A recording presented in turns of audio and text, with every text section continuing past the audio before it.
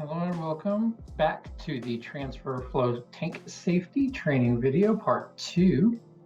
Did you know that there are two primary hazards associated with flammable and combustible liquids, those being explosion and fire?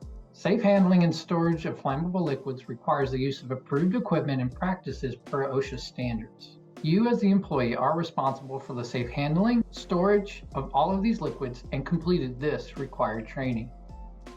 A flash point means the minimum temperature at which a liquid gives off enough vapor to form an ignitable mixture. In general, the lower the flash point, the greater the hazard. Flammable and combustible liquids are classified primarily according to their flash point to indicate the danger that they pose as a fire hazard. Flash point is directly related to a liquid's ability to generate vapor. Since the vapor of a liquid, not the liquid itself, that burns, vapor generation becomes the primary factor in determining a fire hazard. Flammable liquids have a flash point that are below 100 degrees Fahrenheit and are more dangerous than combustible liquids since they may be ignited at room temperature. Flammable liquids themselves will not burn, but the liquid evaporates. It gives off vapors that mix with the air and form dangerous gases that can set off by a small spark. Gasoline, for example, evaporates at temperatures as low as 45 degrees Fahrenheit to below zero. As the temperature rises, the rate of evaporation increases, and the more and more vapors are given off. Flammable vapors are usually heavier than the air, so they collect in the lowest areas that they can reach. Without good ventilation to dissipate them, a very small spark could set off a very large disaster. Combustible liquids have flash points at or above 100 degrees Fahrenheit. Although they have a higher flash point than flammable liquids, they pose serious fire and/or explosive hazards when heated. A good plan for the safe use of flammable and combustible liquids contains at least three components: the control of ignition sources, proper storage, fire control, and safe handling.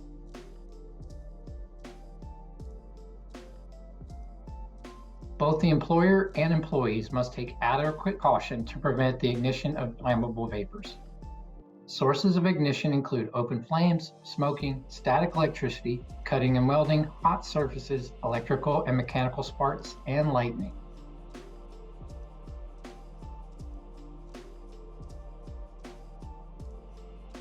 Static electricity, as reviewed in the previous video, can be generated by the contact and separation of dissimilar materials. For example, belts and pulleys, tires on the road, fluid flow through the pipe, mixing of liquids, and splash filling of flammable liquid.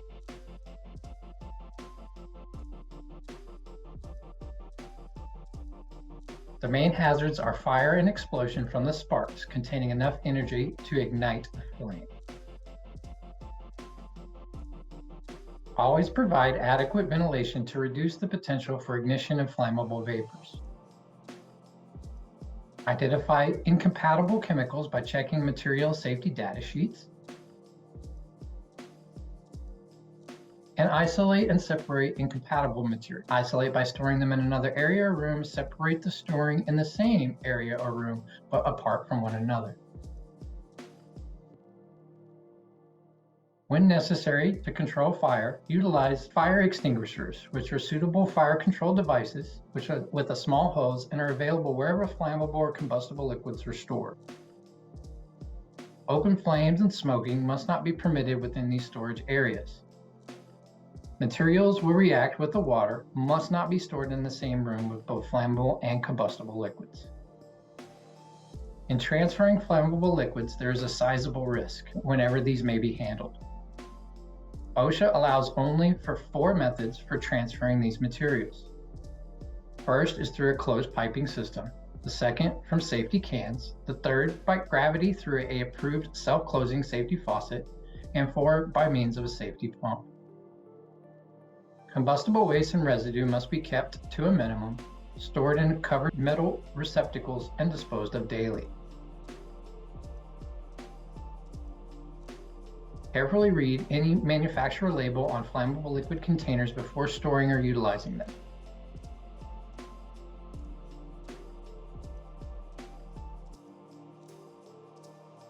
Practice good housekeeping in flammable liquid storage areas. Only use approved metal safety containers or original manufacturer containers to store flammable liquids. Keep containers closed when they're not in use and store away from exits or passageways. And use flammable liquids only where there is plenty of ventilation. Always keep flammable liquids away from ignition sources such as open flames, sparks, smoking, cutting, or welding. Clean up spills immediately and then place the cleanup rags in a covered metal container. And in the event of a spill or a leak, first eliminate all sources of ignition, then stop the leak if possible. Contain the material, isolate the area, avoid direct contact with the material, and utilize appropriate fire control measures.